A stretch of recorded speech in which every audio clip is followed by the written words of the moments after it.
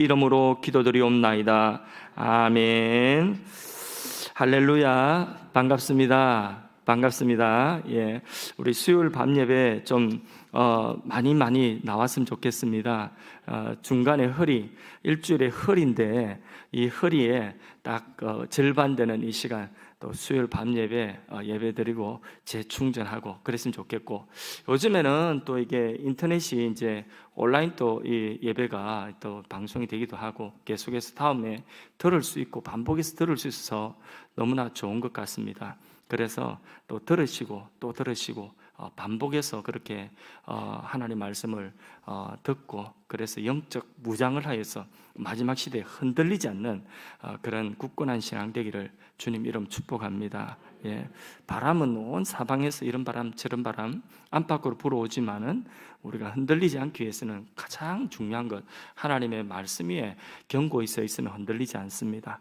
자, 오늘 저녁에 마가복음 2장 13절부터 오늘 지난주 이어서 13절부터 28절까지 말씀입니다. 마가복음 2장 13절에서 28절까지 말씀인데, 먼저 좀 서론을 말씀드리고 본문을 읽어 나가도록 하겠습니다. 여러분, 지금 이제 마가복음 우리가 복음서를 읽는데, 성경을 읽으면 이제 처음에 성경 읽는 분들이 뭐부터 읽어야 되겠습니까? 이러면 대체로 구약은 좀 어려우니까 신약부터 읽으라고 이러는데, 신약이 이제 마태, 마가, 누가, 요한 이 복음서거든요. 근데 이 복음서가 여러분 읽을 때에 어떻습니까? 쉽습니까? 어렵습니까? 이 어렵다는 게 그게 이제 성경을 좀 보신 분들은 어려운 거고, 대체로 이제 성경을 처음 접하시는 분들은 이 복음서 예수님의 행적이니까, 예수님 하신 말씀이니까 그게 이제 오히려 쉽게 느껴질 수가 있습니다. 근데 저도 지금 복음서가 이 성경 중에서 제일 어려워요, 사실. 왜 어려우냐면 이 복음서가 나름대로 이게 배열이 되어질 때는 그 복음서에 나온 사건 하나하나가 어떤 연관성이 있는가, 왜 이 말씀하시고 그 다음 이런 내용이 나오는가 하는 그런 연관성들이 이해하기가 쉽지가 않습니다. 그래서 오늘 본문도 이제 우리가 13절부터 마지막 절까지 읽을 텐데, 크게 세 가지 사건이 나옵니다. 각각 다른 이 세 가지 사건이 한 부분 떼가지고 설교할 수 있어요.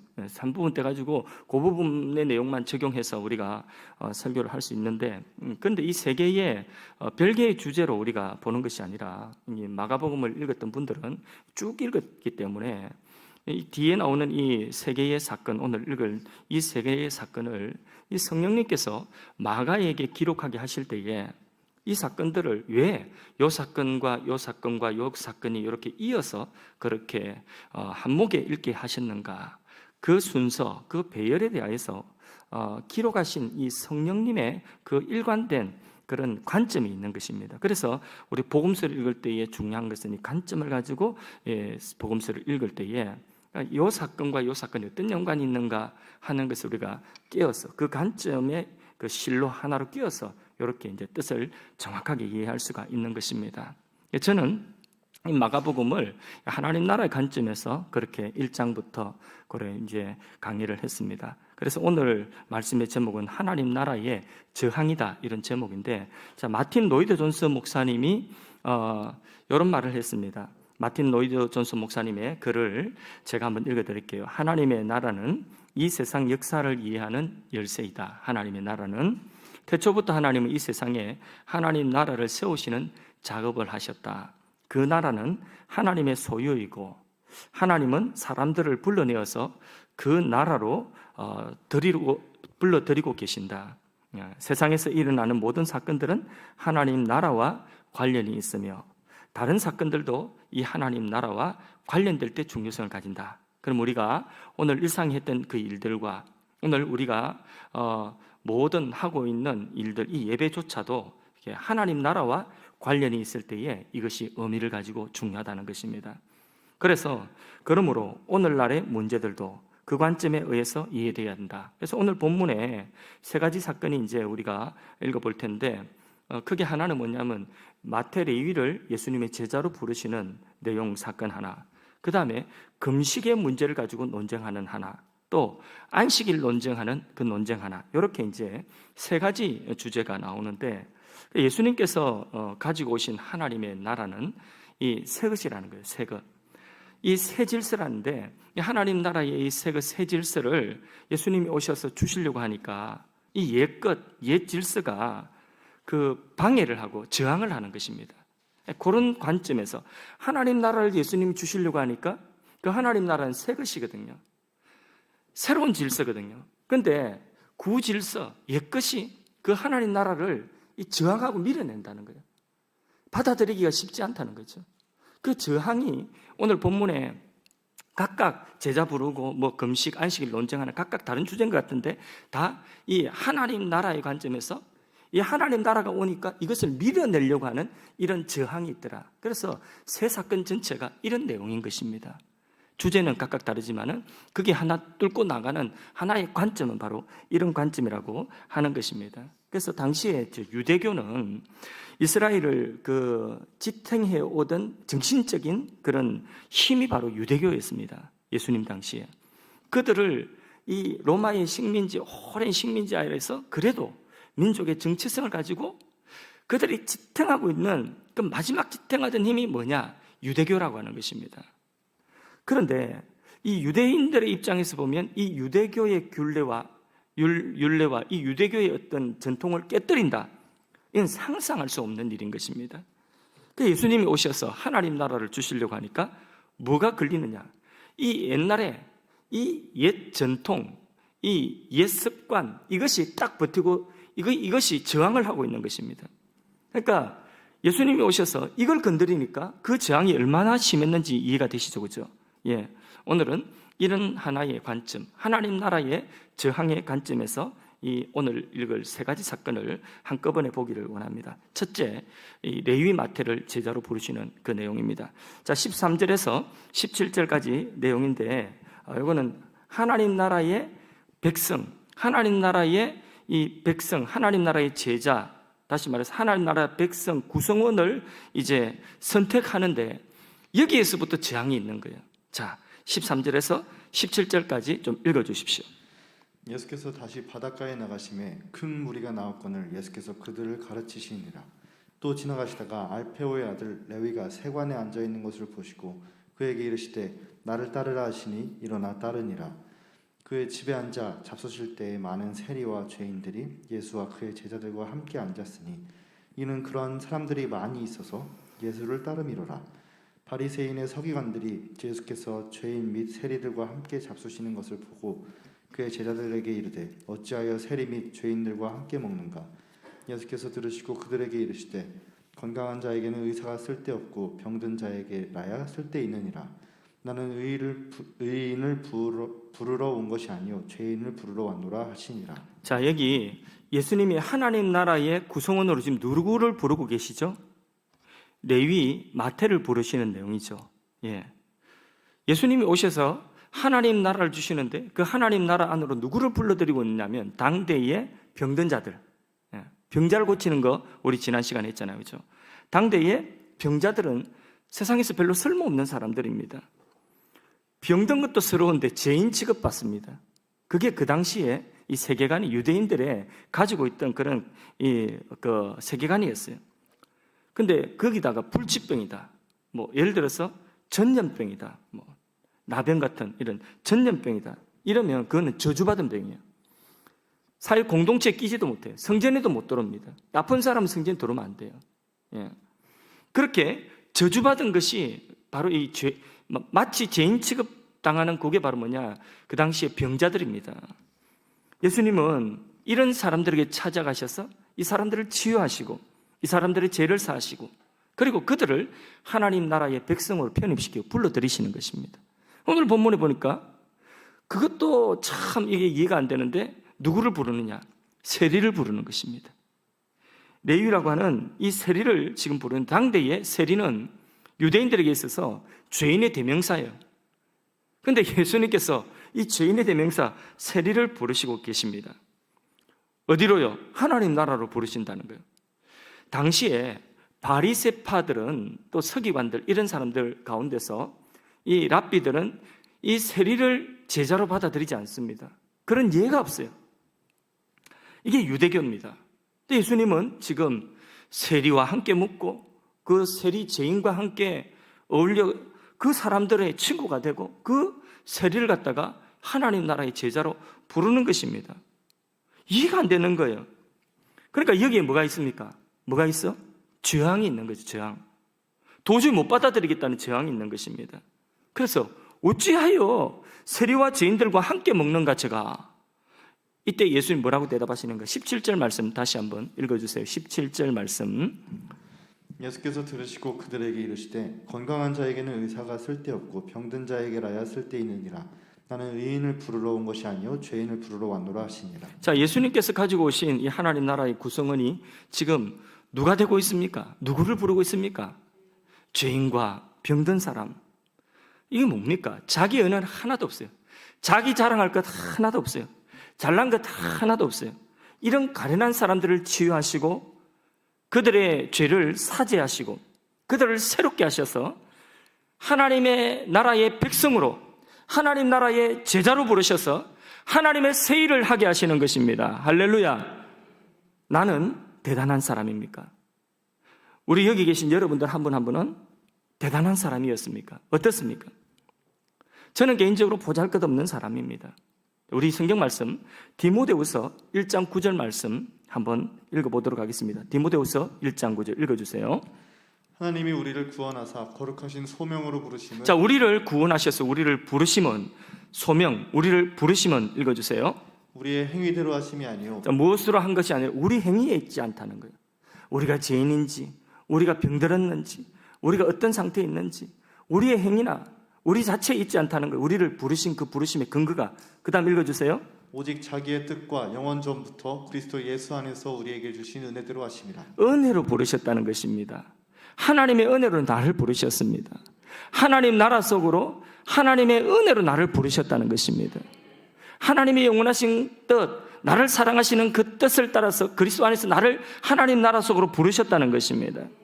우리가 은혜로 하나님 나라로 부름받았다면 우리가 이제 한 가지 분명하게 해야 되는 게 있어요. 은혜로 부름받았으니까 끝까지 우리가 그냥 나는 이대로 가만히 있으면 되겠구나, 나의 행위와 상관없구나, 그게 아니라는 것입니다. 자, 은혜로 내가 이제는 새 것을 받았습니다. 이제는 새로운 질서 속에 들어갔습니다. 그러면 옛 질서, 내게 있던 이 새 질서와 상관없는 어울리지 않는 이 옛 것은 어떻게 해야 됩니까? 버려야 되는 것입니다. 그게 우리가 해야 되는 일인 것입니다. 은혜로 구원받은 사람들이, 은혜로 하나님 나라 속에 들어온 사람들이 해야 되는 것은 뭐냐? 옛 것, 이 새 것과 어울리지 않는 것은 버려야 되는 것입니다. 그래서 세리, 직업 버려라, 뭐 그런 뜻은 아니에요. 반드시 너의 직업을 버려라, 그런 뜻이 아닙니다. 근데 여기 세리 레위는 자기 직업을 버렸어요. 그리고 주님을 따랐습니다. 그러니까 뭐 전부 다 우리가 직업을 버려야 되느냐, 그런 뜻이 아닙니다. 세리 같으면 이전에 이 세리라고 하는 것은 로마에서 정해준 세금이 있어요. 100원 내라 세금 이러면 한 사람 앞에 얼마를 걷든지 이거는 세리 마음대로, 세리 재량이에요. 200원을 걷어가지고 100원 내고 100원 지할 수 있는 거예요. 그리고 또 더 나쁜 놈 세리 같으면 500원 걷어가지고 400원 지가지고 100원 낼 것 아니겠습니까? 이제 로마의 권력을 등에 업고 이게 피고름 빨아먹는 사람들이 이 세리예요. 그러니까 죄인이라는 거예요. 그러면 이제 버리라고 한다고 한다면, 옛것을 버리라고 한다면 이 직업을 버리라는 그런 뜻이 아니라 보다 엄밀하게 말하면 이전에 그렇게 하던 방식을 버리라는 것이죠. 그게 옛것을 버리는 것입니다. 세리의 옷을 이 레위는 아예 벗어버렸어요. 근데 똑같은 세리라도 여리고의 세리장 삭개오는 대신에 버리는 그것은 나오지 않고 이게 뭘 버렸느냐? 그가 이전에 행하던 그 관습을 버렸다는 거예요. 그래서 가난한 자기가 착취한 것 있으면 그걸 다 돌려주고, 이게 이제 버리는 것이죠. 반대로 예수님께 왔던 한 사람은 부자 관원이라고 하는 사람이 있는데, 이 부자 관원은 버리는 것이 너무 아까웠어요. 예수님께 이 새 것이 있다는 것, 영생이 있다는 것, 하나님 나라 있다는 것 알고 찾아왔지만은, 그러나 하나님 나라 영생보다도 뭐가 더 귀했어요? 자기 재물이 더 귀했어요. 재물이 영생보다 훨씬 큰 겁니다. 하나님 나라 가치보다 훨씬 귀한 것입니다. 그러니까 이 재물을 거기에 버리는 것이 합당하다는, 버리지를 못하는 것입니다. 결국 하나님 나라의 부르심으로 부르심을 거부했던 것이죠. 그러니까 우리가 해야 되는 건 뭐냐면 은혜로 구원받았지만은 그러나 은혜로 이 하나님 나라 새 질서 속에 들어왔으면 이 하나님 나라에 합당치 않는 것을 우리가 버리는 것. 이거 우리가 해야 되는 일인 것입니다. 이해가 되시면 아멘 합시다. 자, 부름받은 사람들은 이렇게 옛것을 버리고 새것을 입어야 되는데 우리에게도 은혜로 가로막고 있는 것, 하나님의 은혜를 가로막고 있는 것, 그 옛것이 자신에게 어떤 것이 있는지 누구보다도 자신이 잘 알 것입니다. 그 하나님 나라가 내 안에 들어오는 것을 저항하고 있는 그 옛것, 그걸 버려야 되는 것입니다. 생각납니까? 그런 거? 지금 여러분들에게 찝히는 양심이 지적하는 것이 있습니까? 그걸 버려야 되는 것입니다. 그래야 하나님 나라의 은혜의 세계 속에 들어가서 하나님 나라를 더 누릴 수가 있는 것입니다. 이것이 첫 번째 이 세리 레위를 부르신 그 내용이에요. 하나님 나라 구성으로 여기도 저항이 있다는 거죠. 자, 두 번째 금식입니다. 금식에 대한 내용인데 18절에서 22절까지가 바로 금식에 대한 두 번째 이제 단락인데, 자 18절 좀 읽어주십시오. 예. 요한의 제자들과 바리새인들이 금식하고 있는지라 사람들이 예수께 와서 말하되 요한의 제자들과 바리새인의 제자들은 금식하는데 어찌하여 당신의 제자들은 금식하지 않아야 하나이까? 자, 여기 보니까 사람들이 예수님의 제자들이 금식하지 않는 것에 대하여서 시비를 걸고 있죠. 경건치 못하다, 신앙이 없다, 왜 금식하지 않느냐. 하나님의 백성들에게 금식은 어떤 의미가 있습니까? 아주 중요한 것이죠, 그죠? 금식이라고 하는 것은 도저히 자기 힘으로 감당할 수 없는 문제를 만났을 때에, 그때에 이게 식음을 전폐하고 먹는 것, 곡기를 끊는다는 것은 생명을 걸었다는 것입니다. 이제 내가 더 이상 물러설 곳은 없다. 하나님이 아니면 내가 더 이상 물러설 곳이 없습니다 하고 하나님만 전심으로 생명 걸고 붙드는 것이, 그게 금식입니다. 금식의 의미는 그거 아니겠습니까? 이런 금식을 하나님 기뻐하신다고 했어요. 이사야서의 말씀에 보면 내가 기뻐하는 금식은 흉악의 결박을 풀어준다고 했어요. 그러니까 때때로 우리 인생에 고난 만나고 어려운 일 만나면 인생의 한계를 딱 벼랑 끝에 서이면 더 이상 내가 물러설 수 없을 때에는 이제 하나님만 붙들고, 심지어는 내가 먹는 이 식은까지도 전폐하고 하나님만 전심으로 구하는, 이게 금식이라는 거예요. 이렇게 귀한 금식인데, 그런데 유대인들은 그 금식을 그냥 금식하는 날을 정했어요. 그 금식한 날을 정하라고 이렇게 하지도 않았는데 자기들이 금식한 날을 정했습니다. 그런 마음도 없고 그런 상황도 아닌데 종교적으로 그냥 금식하는 날을 정한 것입니다. 그러면서 그것을 가지고 신앙의 척도로 삼는 거예요. 그러니까 예수님의 제자들에게 있어서 이런 금식을 이런 금식일을 지키는 것은 큰 의미가 없어요. 하나님 나라에서 금식해야 되는 상황도 아니고 어떤 금식해야 되는 마음도 없는데, 그러니까 그냥 율례로 정해놓고 금식일을 딱 정해놓고 그렇게 금식을 하는 것입니다. 그런데 예수님께서는 제자들과 함께 그 금식일에 금식을 하지 아니하시고 먹고 마셨습니다. 자, 여기에도 뭐가 있겠습니까? 저항이 있는 거예요. 저항. 왜 금식을 안 하는가? 그러고 보니 당신들 신앙 엉터리구만, 이러면서 비난하고 그 신앙을 폄하하는 거죠. 금식이 중요한 것이지만은 그걸 떠벌리고 자랑하라고 하는 목적이 아니잖아요. 어떤 분들은 명함에 40일 금식하고 20일 금식한 거 명함에 몇 번 했다고 이렇게 새겨가지고 다니는 그런 분들도 있더라고요. 참 괴짜죠, 그죠? 예. 인생이 그렇게 어려움 만나고 그렇게 해가지고 하나님 체험했으면 하나님께 감사하면 되는 거지, 그걸 뭐 자랑하고 떠벌리고 그렇게 할 필요는 뭐 있습니까? 근데 더 심각한 것은 이 유대인들은 그 금식하는 거 가지고 남의 신앙까지 판단을 하는 것입니다. 정죄하는 것입니다. 지금 예수님의 제자들이 와서 정죄하고 있지 않습니까? 이 사람들이. 이게 유대교예요. 예수님께서는 그 사람들에게 지금 금식하지 않아도 되는 이유에 대해서 분명히 밝히셨습니다. 19절 읽어주세요. 예수께서 그들에게 이르시되 혼인 집 손님들이 신랑과 함께 있을 때 금식할 수 있느냐? 신랑과 함께 있을 동안에는 금식할 수 없느니라. 자, 금식을 한다는 것은 무언가 좋지 않은 일이 있을 때 금식하는 것 아니겠습니까? 그죠? 병이 났다든지 아니면 어려움이 생기고 국가적인 난리가 생겼다든지 여러 가지 그런 절박한 상황에 금식을 하는데, 그런데 반대로 너무 기쁘고 또 잔치할 날이다, 그러면 축하하고 기뻐해야 되는 것 아니겠습니까? 그때는 금식을 하는 것이 오히려 어울리지 않는 거죠, 그죠? 예. 금식을 저도 이제 한 번씩 금식을 하려고 금식을 이제 뭐 며칠을 하든지 예를 들어 뭐 3일만 금식하는 것도 그것도 스케줄이 있어요. 요때는 신방이 있으니까 신방이 있으면 어쩔 수 없이 같이 식사를 해야 된다. 또 요때는 무슨 다른 게 있으니까 이렇게 이제 그런 배를 내 가지고 금식하는 그 기간들을 이렇게 정하는 것입니다. 그렇게 하는데 여기는 그런 게 없이 그냥 금식일 딱 정해 놓으니까 무조건 금식해야 한다. 금식하지 않으면 너 죄인이다. 이런 취급받고 있는데 예수님 뭐라고 말씀하시죠? 지금은 금식할 때가 아니라는 거예요. 지금은 혼인집 잔치에 신랑과 함께 그 혼인집 잔치에 들어와 있는 신랑의 친구들이 함께 먹고 마시고 축하하고 기뻐해야 되는 그런 때라고 말씀을 하고 있는 것입니다. 바로 결혼식이라는 거예요. 예수님이 신랑으로 오셨다는 것입니다. 이 세상에 하나님 나라의 사랑과 하나님 나라의 기쁨, 하나님 나라의 그 영광을 주기 위하여 오셨습니다.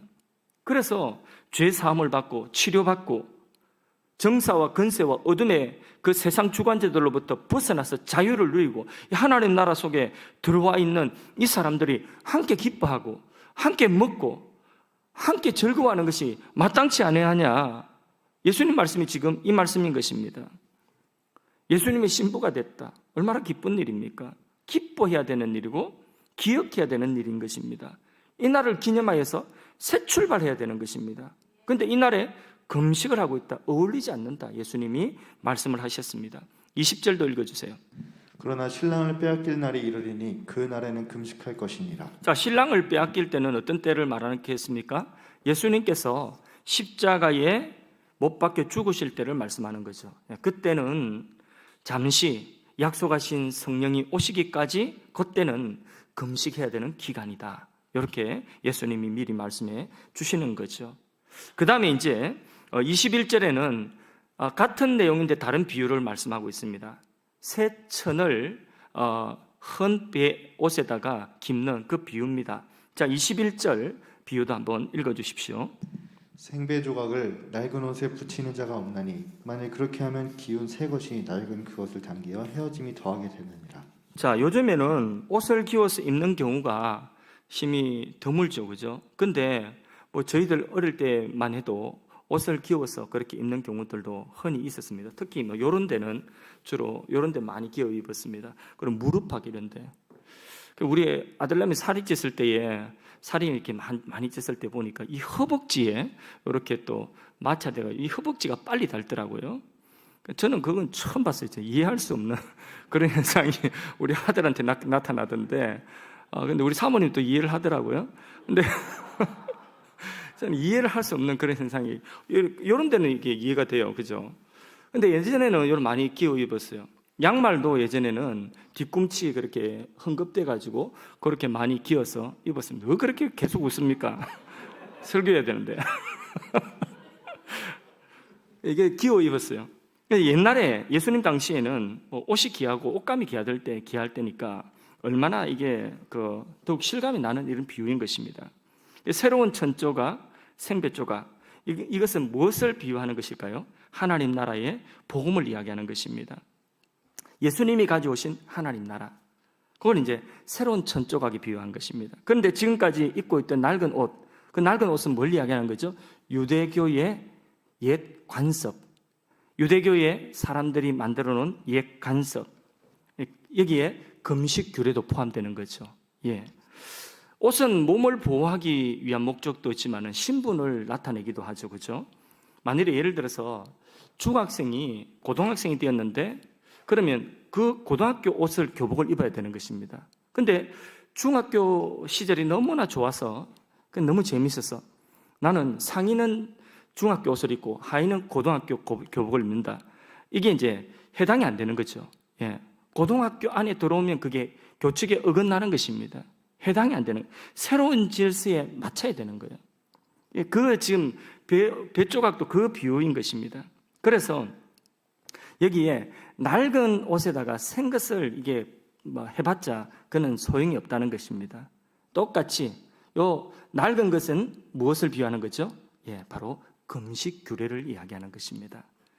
그 다음에 또 똑같은 이제 내용인데 또 비유를 또 달리 예수님이 하여튼 그 당시 사람들 이해를 잘 못했나 봐요. 자꾸 똑같은 걸 설명하고 또 설명하는 것 같아요.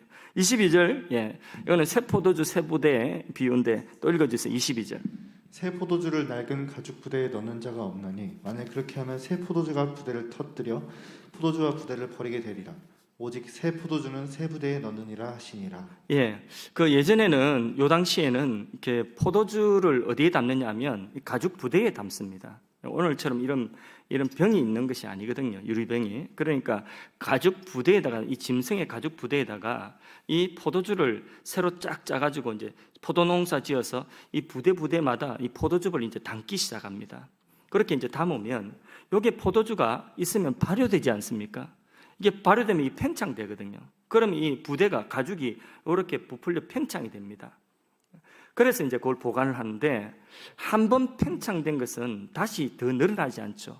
그래 한 번 습던 이 부대는 다음에 포도주를 담아서 새 포도주를 담으면 이게 더 이상 팽창이 되지 않기 때문에 이게 발효가 되면 이게 그 압력을 견디지 못하고 찢어져 버리는 것입니다. 그래서 못 쓰게 되는 거예요.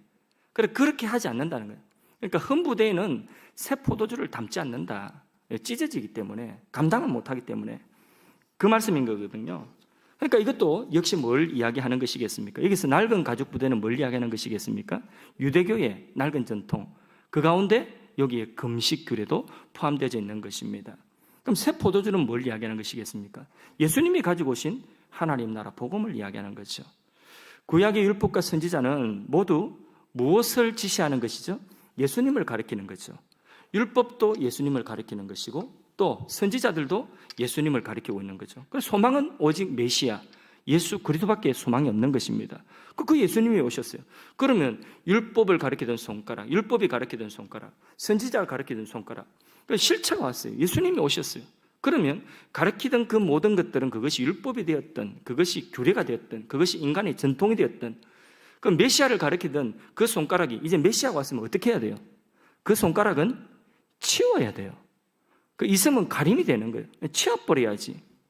그래서 오늘 우리는 이미 예수님이 오셨고 우리는 예수님을 믿고 그리고 예수님 보내신 성령을 받았습니다. 하나님 나라가 우리 안에 왔습니다. 새로운 축복의 시대가 열렸습니다. 그러면 오늘도 어제의 죄인된 모습, 그 모습으로 우리가 살 것이 아니라 예수님 안에서 지원받은 새 사람의 모습으로 이제 하루하루 기쁘고 즐겁게 우리가 살아가야 되는 것 아니겠습니까? 지금 그 이야기하고 계신 거예요. 근데 지금 막 계속 금식 이야기하고 있으니까 답답한 거예요. 금식하지 않는다고. 누구 왜 금식 안 하냐고. 이러고 그 옛날에 낡은 것을 가지고 들이대고 있으니까 새 것에 들이대고 있으니까 예수님 답답하신 거예요. 그래서 몇 번 연거푸 다른 비유로 같은 설명을 하고 계신 것입니다. 자, 그 다음에 큰 세 번째 이제 안식일 논쟁입니다. 이 전혀 다른 주제인 것 같은데 흐르는 맥은 똑같아요. 23절에서 28절까지 내용이 안식일에 대한 논쟁입니다. 유대인들이 안식일 계명에 수많은 규례를 덧붙였다는 거 여러분 아시죠? 그래서 안식일에는 어떤 일도 하지를 못해요. 너무 하지 말라는 게 많아가지고 성경에도 없는 율법에도 없는 규례를 다 갖다 안식일을 잘 지키려고 선한 뜻으로 했겠죠. 그런데 그게 나중에 전통이 되고 이게 규례가 돼버린 것입니다. 그런데 예수님께서 안식일에 뭐 하셨습니까? 병을 고치는 거예요. 그 안식일에 병을 고치는 거예요. 유대인들은 이것을 못마땅하게 여기는 것입니다. 뭐가 있는 거죠? 저항이 있는 거죠. 저항. 그런 차에 제자들이 그 안식일에 밀밭을 지나간 배가 너무 고픈 거예요. 밀이삭을 잘라 먹는 것입니다. 거기 또 뭐가 있을까요? 그것을 본 유대인들의 뭐가 있죠? 저항이 있는 것입니다. 저항. 자, 23절, 24절 읽어주세요. 안식일에 예수께서 밀밭 사이로 지나가실새 그의 제자들이 길을 열며 이삭을 자르니 바리새인들이 예수께 말하되 보시오 저들이 어찌하여 안식일에 하지 못할 일을 하나이까. 자, 율법에 보면 가난한 자들을 위하여서 그 가난한 자들이 배가 너무 고플 때에 남의 집 밭에 들어가 가지고 손으로 그 밀을 갖다가 이렇게 손으로 타작하는 것, 손으로 딱 쭉 훑지 가지고 이래 가지고 그래서 먹는 것, 그래서 흙인 배를 달래는 것, 그것은 율법에 허용하신 거예요. 적어도 이스라엘 민족 안에 있는 밭에는, 하나님의 백성들의 밭에는 가난한 사람들이 누구든지 배고픈 사람은 들어가서 그 이삭에 훑치가지고 거기에 손으로 이래가지고 먹고 그 허기진 배를 채우는 것은 율법에 허용한 것입니다. 그건 도둑질이 아니에요. 근데 거기다가 나철되면 그건 이제 절도가 되는 것입니다. 손으로 훌치가지고 자기 배를 채울 만큼 먹는 것은 율법에 허용이 되어진 것입니다. 자, 질문하겠습니다.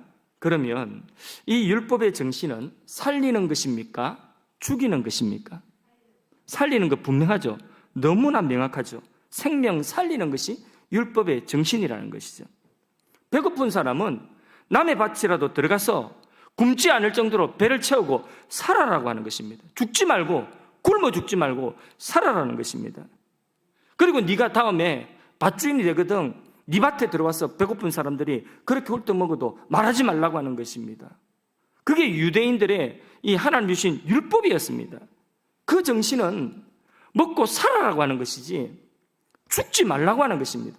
굶어 죽지 말라고 하는 그런 율법의 정신인 것입니다. 그런데 유대인들은 안식일에는 그걸 못하게 하는 것입니다. 안식일에는. 그럼 여러분 질문합니다. 안식일에 배 안 고픕니까? 안식일에는 여러분 주일날은 배 하나도 안 고픕니까? 예? 3부 예배 마치고 나면 배가 출출하네 고픈데 배가 안 고픕니까? 배고프죠, 그죠? 안식일이라고 그냥 배가 알아서 자동적으로 안 고프고 그런 것도 아닙니다. 허기진 사람이, 굶어 죽을 사람이 안식일에는 아무것도 안 먹어도 그날은 견디는 것은 아닌 것입니다. 근데 문제는 뭐냐? 그 안식일에 이걸 하지 말라고 하는 것입니다. 그러면서 지금 예수님의 제자들이 배고픈데 그 안식일에 밀밭 사이에서 그 밀을 손으로 해가지고 먹은 그것을 가지고 지금 시비를 걸고 있는 것이죠. 정지하고 있는 것이죠. 이날이 안식일인데 너희들이 왜 노동을 하느냐? 그러면서 정죄를 하는 것입니다. 이것을 예수님은 대단한 위선으로 그렇게 생각하셨습니다. 그러면 사람이 안식일에 배 안 고프냐? 배고픈데 안식일이 무슨 따로 있냐? 예수님은 다윗의 예를 들어서 이 부분에 대해서 설명을 하고 계십니다. 25절, 26절 읽어주세요. 예수께서 이르시되 다윗이 자기와 및 함께한 자들이 먹을 것이 없어 시장할 때에 한 일을 잊지 못하였느냐? 그가 아비아달 대제사장 때에 하나님의 전에 들어가서 제사장 외에는 먹어서는 안 되는 진설병을 먹고 함께한 자들에게로 주지 아니하였느냐? 자, 다윗이 사울에게 쫓길 때에 살기 위해서 성전에 들어가 가지고 제사장만 먹을 수 있는 그 성전에 진설한 그 병, 이렇게 떡, 진설병을 다윗도 먹고 다윗이 함께한 자들에게도 주어서 먹게 했다. 근데 그거 너희 조상 다윗이 한 거, 너희들이 존경하는 이 다윗이 한 그 일에 대해서 누구 하나 정지하는 사람이 있느냐?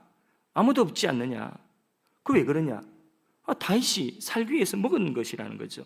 요즘 말로 구급차가 생명 살리기 위해서 신호위반하고 달려가는데 그 신호위반 딱지를 떼는 그런 것은 없다는 거죠, 그죠? 예, 그거는 잘못이 아니라고 하는 것입니다.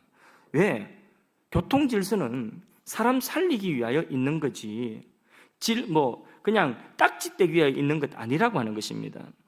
너희는 율법을 가지고 사람 살릴 생각은 하지 않고 그 율법 가지고 엉뚱하게 규례를 정해가지고 사람 죽이는 일을 하고 있냐? 이 옛 질서는 이제는 사라져야 된다는 것입니다. 새로운 질서, 하나님 나라에서는 이러한 옛 질서는 필요 없다는 것입니다. 어울리지 않는다는 것입니다. 27절, 28절 마저 읽어주세요. 또 이르시되 안식일이 사람을 위하여 있는 것이요 사람이 안식일을 위하여 있는 것이 아니니 이러므로 인자는 안식일에도 주인이니라. 이러므로 인자는 안식일의 주인이라. 이 엄청난 폭탄 선언이에요. 정말 폭탄 선언이에요. 자, 이러므로 인자는 안식일의 주인이다. 이 말씀은 한번 생각해 보세요. 안식일이 크다는 것입니까? 지금 이 말씀하시는 예수님이 크다는 이야기입니까? 자, 안식일이 중요하다는 이야기입니까? 예수님이 중요하다는 이야기입니까? 그러니까 예수님이 안식일보다 훨씬 더 중요하다는 거예요. 이 엄청난 폭탄 선언인 거죠. 예. 이 말은 곧 예수님 자신이 온 세상을 창조하신 창조주이며 자기 백성을 구속하신 하나님이시라는 거예요. 하나님만이 그 안식일의 주인인데 예수님이 내가 안식일의 주인이라고 하니까 이분이 창조주고 이분이 온 세상의 주인이시고 이분이 모든 날들의 주인이 되신다는 거예요. 그러면 그런 분은 하나님밖에 없다는 거예요. 예수님 자신이 내가 하나님이다 이렇게 말씀하시는 거예요. 폭탄 선언이죠, 그죠? 믿음으로 받아들이지 않으면 이건 엄청난 재앙이 있는 거죠. 그래서 결국은 예수님이 십자가에 못 박기, 이 저항에 십자가에 못 박히기까지 하셨는데 그것이 하나님의 경륜이 되고 하나님의 구원의 방법이 되었다는 것이죠. 참고로 예수님은 율법을 깨뜨리기 위하여 오신 것이 아닙니다. 아시죠? 율법의 정신에 어긋난 오랜 전통을 깨뜨리고 계신 것입니다. 그 낡은 옛것을 깨뜨리고 계신 것입니다. 자, 결론적으로 세 가지 각각 다른 것 같은 사건을 우리가 하나의 관점으로 보았습니다. 결국 하나의 메시지인데 예수님이 가지고 오신 하나님의 나라, 이 복음, 이 새 것이라고 하면 이 새 것을 받는 자에게는 반드시 저항이 있다는 거예요. 자기 안에 이 옛것이 저항을 한다는 것입니다. 그래서 이 말씀을 오늘 우리에게 적용을 한번 해보세요. 적용을. 우리가 살면서 특별한 날이 있습니다. 예를 들면 결혼을 한다. 굉장히 특별한 날이죠. 그렇죠? 예. 그동안 꿈꿔왔던 직장에 내가 좋은 직장에 취직을 했다. 첫 출근을 한다. 이 날은 아주 특별한 날이겠죠. 그러니까 이전에 추리닝 입고 추리하게 백수로 살던 때와 이제 당당하게 출근하는 이제 이전과 이후가 완전 다르는 거예요. 그죠? 비포와 애프터가 완전히 다른 그런 특별한 날인 것입니다. 그렇게 볼 때에 우리 믿는 사람들에게 있어서 가장 특별한 날은 내 인생에 예수님을 믿고 죄 사함을 받고 하나님의 나라가 내 안에 들어오고 내가 하나님 나라 속에 들어간 이것이 바로 내 인생의 가장 특별한 날인 줄로 믿습니다. 우리는 완전히 이제 새로운 세상, 새로운 하나님의 나라 속에 그 질서 속에 우리는 들어가게 된 것입니다. 그래서 옛것을 버려야지 새 것을 우리가 누릴 수 있고 새 일을 행할 수가 있는 것입니다. 예수님은 이 땅에 오셔서 십자가에 죽으시기까지 하나님 나라를 가로막고 저항하는 그 유대인들의 옛 생각과 옛 간섭들을 깨뜨리는 그 싸움을 복음서에 보면 예수님 공생의 기간 동안 계속 그 싸움을 하신 것입니다. 이제 우리도 마찬가지인 것입니다. 오늘 예수님이 우리 인생에 찾아오셨습니다. 그래서 우리에게 새로운 질서, 하나님 나라 속에 들어가게 하셨습니다. 하나님의 생명의 말씀, 새로운 양식을 우리에게 주셨습니다. 그러면 우리 안에 이 새 것과 어울리지 않는 옛 것은 무익한 것입니다. 이 무익한 것을 버려야지 되는 것입니다. 오래전에 공자가 죽어야 나라가 산다, 그런 책을 제가 읽은 적이 있습니다. 중국은 수천 년 공자와 맹자가 그 사상이 지배해 왔습니다. 그런데 어느 날 공산주의 사상이 들어온 거예요. 그런데 공산주의 사상이 공자, 맹자 사상보다 훨씬 강한 거예요. 그래서 공산주의가 문화혁명한다고 하면서 그냥 짧은 몇 년 동안에 유교, 불교, 공자, 맹자 다 때려 부수는 거예요. 그냥 완전히 전부 다 때려 부셔버렸어요. 그거 보면 이야, 이 공산주의 사상이 수천 년 내려오던 이 유교, 이 공자, 맹자 사상보다 훨씬 더 강하구나. 우리는 그걸 알 수 있어요. 그런데 더 놀라운 사실은 공자, 맹자 사상보다도 더 센 게 있어요. 또 공산주의보다 훨씬 더 센 게 있어요. 그게 뭔지 아십니까? 그게 뭔지 아십니까? 중국에 살아보셨지 않습니까? 그게 바로 뭐냐? 돈이에요. 돈. 그러니까 가난한 공산주의 사상이 공자, 맹자 때려 부셨지만은, 그거 이겼지만은, 이 공산주의 사상이 가난하니까, 이 가난한 공산주의 사상이 결국은 우리 가난해서 안 되겠다. 손들고 항복한 게 뭐냐? 등소평 때에 흑묘, 백묘, 이런 이야기예요. 검은 고양이든 흰 고양이든 찌만 잘 잡으면 되지. 다른 말로 돈만 많이 벌면 되지. 그러니까 자본주의 받아들인 거예요. 그렇죠? 그걸 보면 공산주의 빨갱이 사상보다도 훨씬 더 센 게 뭡니까? 자본주의 아닙니까? 이 돈 아닙니까? 돈, 물질 만능주의. 이게 훨씬 더 센 겁니다. 그러면 우리가 이전에 어떤 세계 속에 살았습니까? 어떤 질서 속에 살았습니까?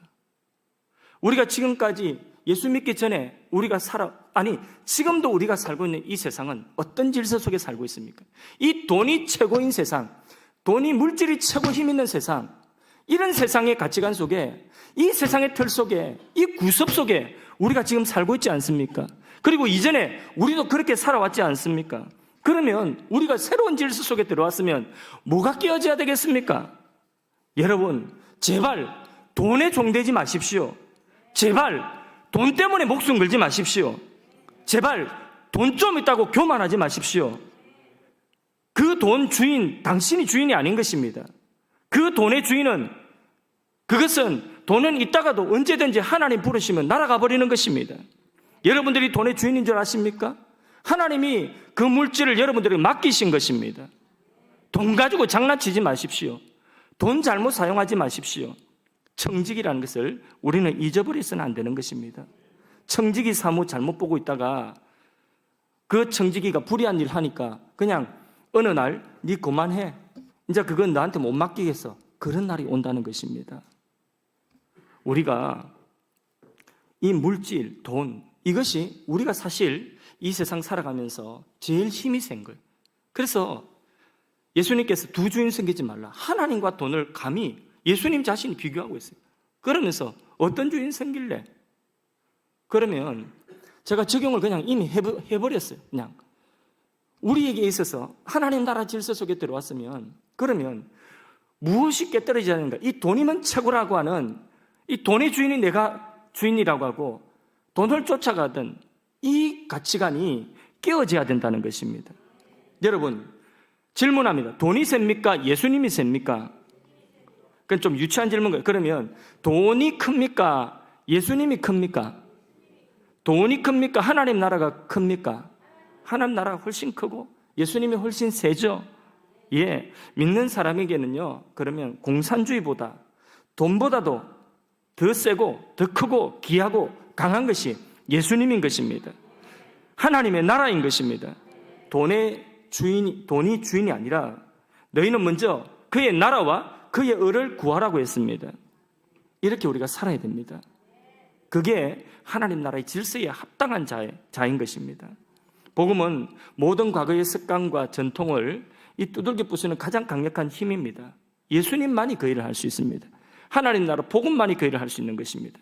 여러분, 혹시 술, 담배 이런 옛 습관 버리지 못하고 내 양심에 자책하는 그런 것들을 예수 믿고 난 이후에도 버리지 못하고 있는 것 있습니까? 여러분, 버리지 못한다고요? 그런 나약한 복음 아닙니다. 예수님은 그렇게 약하신 분 아닙니다. 그거 하나 못 이기고 그거 하나 버리지 못할 만큼 예수님이 약한 분이 아니에요. 하나님 나라가 그렇게 덜 소중한 것이 아닙니다, 여러분. 죽음도 이기는 복음입니다. 원수마귀도 이기신 복음입니다. 뭘 못하겠습니까? 여러분이 기도하고 결단하며 실행하고자 하면 새 능력이, 하늘로부터 오는 새 능력이, 공산주의보다도 더 센 능력이, 이 세상의 어떤 것보다 센 능력이 여러분을 이기게 하실 줄로 믿습니다. 찬송가 421장 찬송하겠습니다. 421장 찬송 부릅니다.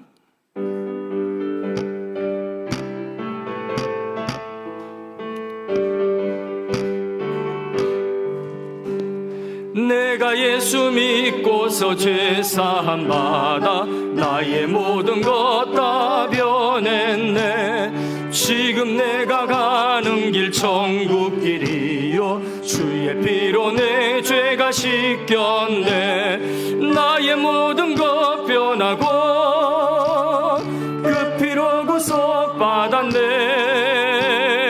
하나님은 나의 구원 되시오니 내게 정죄함 없겠네.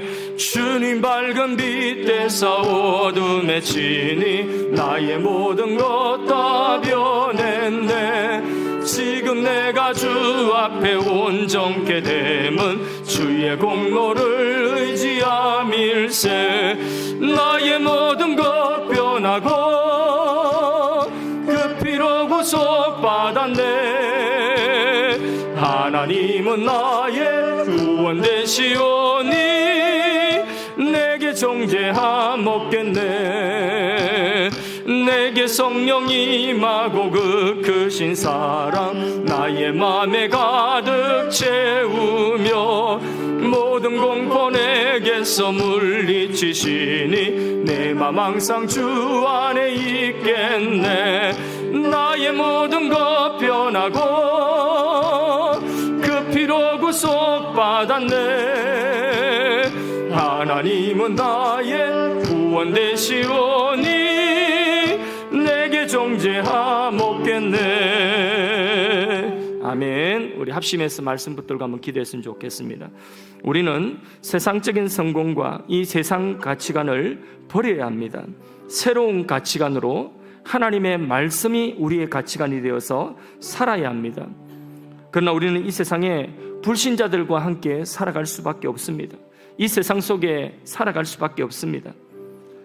이 세상 속에서 믿지 않는 사람들과 비교하면서 자신을 비하하는 것은 천국의 능력을 부인하는 것입니다. 세상은 여전히 낡은 옷을 인정해주고 낡은 가죽 부대에 들어있는 부패한 술을 좋아합니다. 그러나 우리는 복음에 합당한 삶을 살아야 하는 것입니다. 우리가 이렇게 모여서 예배하는 것도 하나님의 말씀이 우리 안에 채워져서 하나님 나라의 가치관이 되고 하나님 나라의 능력이 되어서 우리의 삶 가운데 이 세상의 옛 질서를 깨뜨리고 하나님 나라의 질서로 이 세상 속에서 살아갈 수 있는 능력이 되도록 하기 위해서 오늘도 예배드리고 말씀을 우리가 들은 것입니다. 하나님 나라의 소망, 하나님 나라의 말씀, 하나님 나라의 능력이 우리의 삶의 능력이요 소망이요 가치가 되어서 우리가 이 세상 가운데서 하나님 나라의 백성으로 살아가도록, 하나님 나라를 증거하며 살아가도록, 하나님 나라 복음에 합당한 자로 살아갈 수 있도록 주여 나를 붙들어 주시옵소서. 각자 자신의 삶 가운데서 버려야 하는 옛것을 아직까지 버리지 못하고 깨뜨려야 할 옛것들을 아직 깨뜨려버리지 못한 것이 있으면 하나님 앞에 능력을 구하십시오. 하나님이 이기게 하실 것입니다. 말씀 붙들고 기도하겠습니다. 존귀하신 하나님 우리 아버지, 오늘 우리에게 생명의 말씀을 허락하여 주시고 하나님 나라의 복음을 예수님이 가지고 오셔서 이제 그 복음 속으로, 이제 그 하나님 나라 속으로 우리를 들어가게 하시고 그 하나님 나라가 우리 안에, 우리가 그 하나님 나라 안에 있게 하시고 이제 새로운 질서 속에 하나님 새 것을 주시고 새 일을 우리를 통하여 행하시기를 원하시는데 우리 안에 유대인들이 저항하였던 것 같은 동일한 저항이 우리 안에 있습니다. 옛것을 놓고 붙잡고 놓지 않으려고 하는 그런 하나님 우리 안에 저항이 있습니다. 하나님 아버지, 이 저항하는 그 배후의 악한 영을 물리쳐 주시고 하나님 우리 아버지, 이 세상에 있는 가치관과 이 물질을 우상 삼는 그런 가치관과 하나님 이 세상에 또 하나님 나라의 그 법칙에 어긋나는 것들을 하나님 깨뜨려버리기를 원합니다. 하나님 비워버리기를 원합니다. 하나님 우리에게 능력이 없습니다. 우리에게는 하나님 아버지의 그런 능력이 없습니다. 힘이 없습니다. 하나님 도와주십시오. 하나님 능력을 베풀어 주십시오. 하나님의 말씀과 성령으로서 주여 이 시간 결단하고 이 시간 소원하오니 하나님 아버지 옛것을 버리게 하여 주시옵소서. 하나님 나라의 새 것에 합당하지 않은 옛것을 버리게 하여 주시옵소서. 쏟아부어 버리게 하여 주시옵소서. 하나님 아버지 능력을 베풀어 주셔서 하나님 우리가 하나님 나라에 합당한 자로 살아갈 때에 하나님 나라의 새 일을 행하는 하나님의 백성들이 되게 하여 주시기를 원합니다. 하나님 나라의 새 능력이 부어지게 하여 주시옵소서. 하나님 나라의 소망을 가지게 하여 주시옵소서. 하나님 이 세상의 물질이 하나님 우리의 주인이 아니라 하나님 우리의 주인, 우리의 통치자는 오직 예수님만이 우리의 주인이요 예수님만이 우리의 통치자가 되게 하시고 하나님 내게 주신 모든 것들을 주인 삼지 아니하고 하나님 아버지요 온전한 청지기로서 하나님 우리 아버지 살아가게 도와주시고 우리 아버지께서 허락하여 주신 그 능력대로 하나님 우리가 이 세상 가운데서 하나님 나라를 드러내며 살아갈 수 있는 하나님 나라의 정인이 되게 하여 주시옵소서. 하나님 옛것을 버리지 못한 우리의 어리석음과 우리의 용기 없음 하나님 불쌍히 여기시고 이 시간 회개하오니 용서하시며 하나님의 나라에 합당치 않은 그 옛것을 온전히 버리게 하여 주시옵소서. 이제 하나님 나라의 그 새 것 속에 들어가서 새 일을 행하시는 그 일에 우리 모두가 쓰임받게 하여 주시옵소서. 하나님의 새 소망이 우리 안에 있게 하여 주시고 하나님의 새 능력이 부어지게 하여 주옵소서. 믿음으로 결단하고 하나님 나아가는 주의 백성들에게 능력을 부어 주시옵소서. 새 능력을 부어 주시옵소서. 승리하게 하여 주시옵소서. 저들에게 하나님 나라의 영광이 드러나게 하여 주옵소서. 하나님 나라의 권능으로 질병이 치유되게 하여 주옵소서. 하나님 나라의 권능으로 죄를 버리게 하여 주시옵시며 하나님의 나라의 권능으로서 하나님의 영광을 드러내게 하여 주시옵고 하나님 행하시는 그 일들의 정인들이 되게 하여 주시옵소서. 예수님의 이름으로 기도드리옵나이다. 아멘. 하늘에 계신 우리 아버지여, 이름이 거룩히 여김을 받으시오며 나라가 임하옵시며 뜻이 하늘에서 이루어진 것 같이 땅에서도 이루어지이다. 오늘 우리에게 일용할 양식을 주시옵고 우리가 우리에게 죄 지은 자를 사하여 준 것 같이 우리 죄를 사하여 주시옵고 우리를 시험에 들게 하지 마시옵고 다만 악에서 구하시옵소서. 나라와 권세와 영광이 아버지께 영원히 있사옵나이다. 아멘.